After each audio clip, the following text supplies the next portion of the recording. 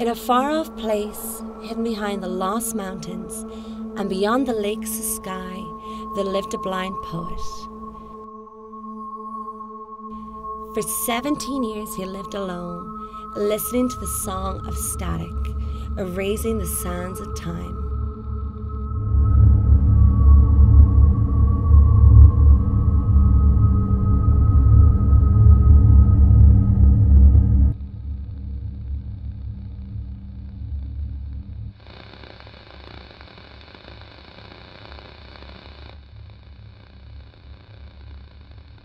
Each day he imagined new worlds, scratching poems and stories in his head, writing words of madness to memory.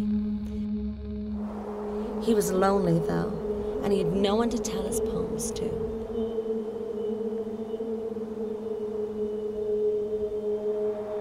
But then one day, he found a lynx. Lynx cannot be seen, but since the poet couldn't see, the lynx was not afraid, and they soon became good friends. And so the poet told many a beautiful story, and the lynx listened, writing every word down.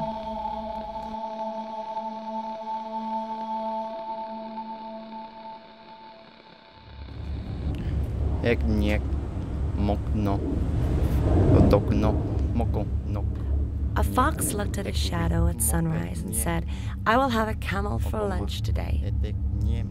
And all morning he went about looking for camels, but at noon he saw his shadow again, and he said, "A mouse will do."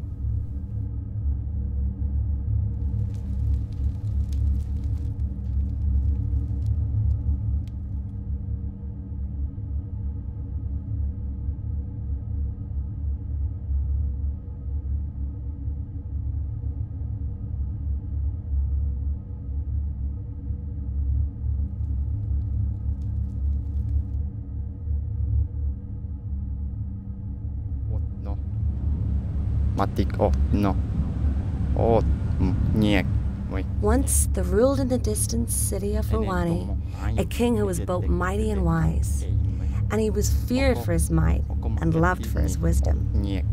Now, in the heart of that city was a well, whose water was cool and crystalline, from which all the inhabitants drank, even the king and his courtiers, for there was no other well.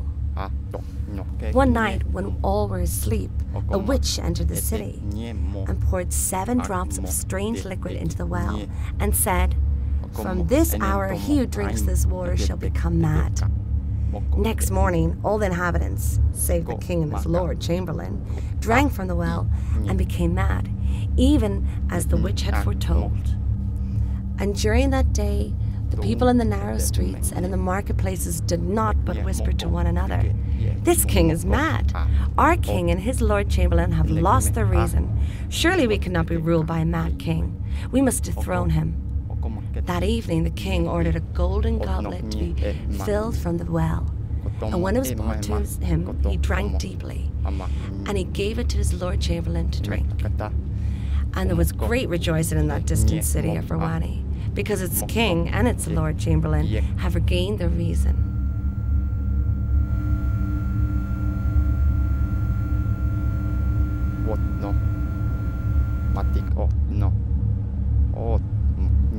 Set a blade of grass to an autumn leaf, you make such a noise falling, you scatter all my winter dreams.